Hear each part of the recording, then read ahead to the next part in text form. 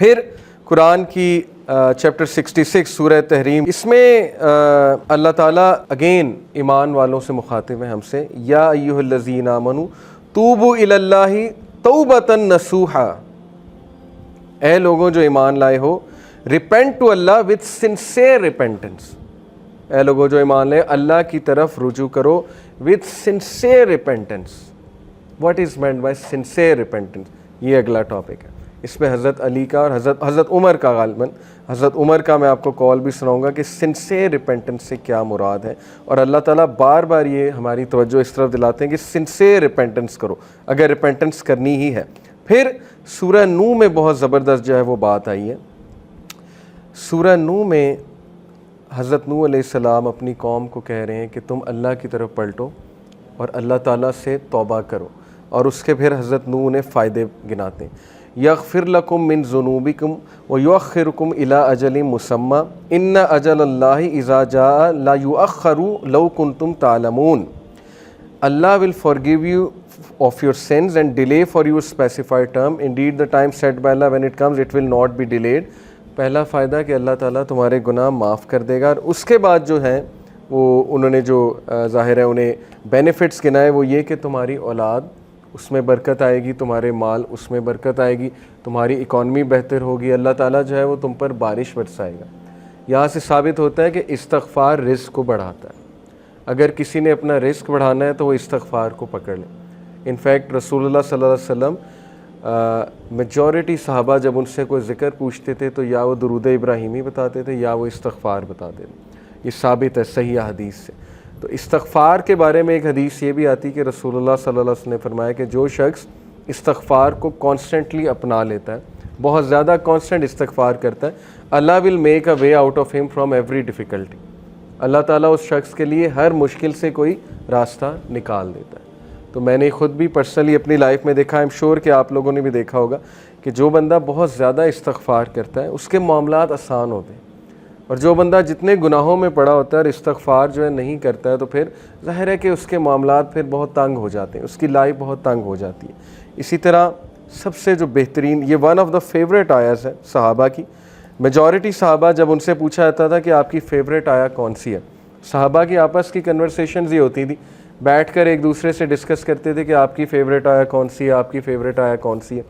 تو chapter 39 verse number 53 سورہ زمر ورس 53، قل یا عبادی الذین اسرفوا علی انفسہم لا تقنطوا من رحمت اللہ، اے نبی کہہ دیجئے میرے بندوں سے، یہاں پر یا عبادی تمام انسانوں سے بات ہو رہی ہے، الذین اسرفوا علی انفسہم جو کہ زیادتی کر چکے ہیں اپنے نفس میں، who have crossed the limits، اسرفوا یعنی کہ اسراف کر دیا ہوا ہے، زیادتی کر دی ہوئی ہے انہوں نے اپنے نفس پر، کیا کہو انہیں، لا تقنطوا من رحمت اللہ، کہ اللہ کی رحمت سے مایوس نہیں ہو، ان اللہ یغفر الذنوب جميعا، بے شک اللہ تعالیٰ تمام گناہ معاف کر دیتا ہے، تمام گناہ معاف کر دیتا ہے۔ ایک حدیث قدسی میں آتا ہے کہ اللہ سبحانہ تعالیٰ کہتے ہیں کہ اے ابن آدم، اگر تو میرے پاس گناہ لے کر آئے اور تیرے گناہ جو ہے وہ زمین سے آسمان تک جو ہے وہ ڈسٹنس کو فل کر رہے ہیں، لیکن تم اس سے سنسیئر ریپینٹنس کرتا ہے تو میں تجھے معاف کروں گا۔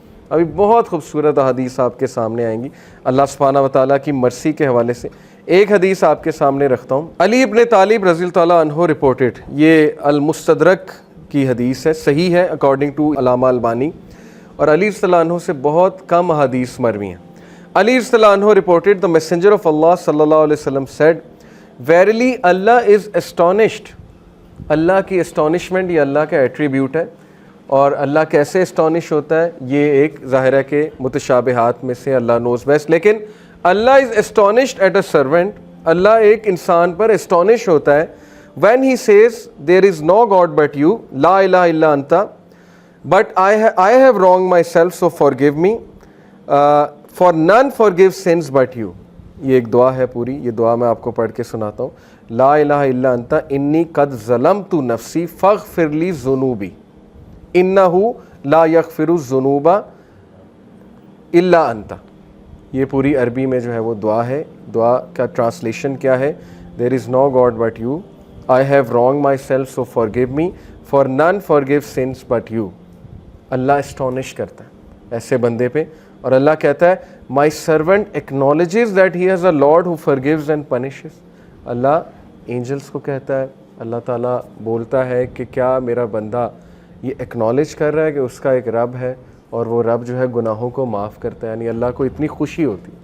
اسی سے ریلیٹڈ ایک اور حدیث ہے کہ جب ایک گناہ گاری, صحیح بخاری کی حدیث ہے, جب ایک گناہ گار شخص اللہ سے گناہوں کی معافی مانگتا ہے تو اللہ کو اس طرح کی خوشی ہوتی ہے جیسے ایک انسان جس کا کیمل ڈیزرٹ میں لاسٹ ہو گیا تھا اور وہ اپنے کیمل کو ڈھونڈ رہا تھا اور اس کیمل پہ سارا سامان تھا, اس کیمل پہ پانی بھی تھا, اس کا باقی بھی دیگر سامان تھا, اور اچانک اسے دور سے وہ کیمل چلا نظر آتا ہے تو وہ خوشی میں آپے سے باہر ہو کر جو ہے وہ یہ کہتا ہے کہ اے اللہ میں تیرا رب ہوں اور تو میرا بندہ ہے. یہ حدیث کے الفاظ ہیں, یعنی خوشی میں اس طرح کے الفاظ کہہ دیتا ہے.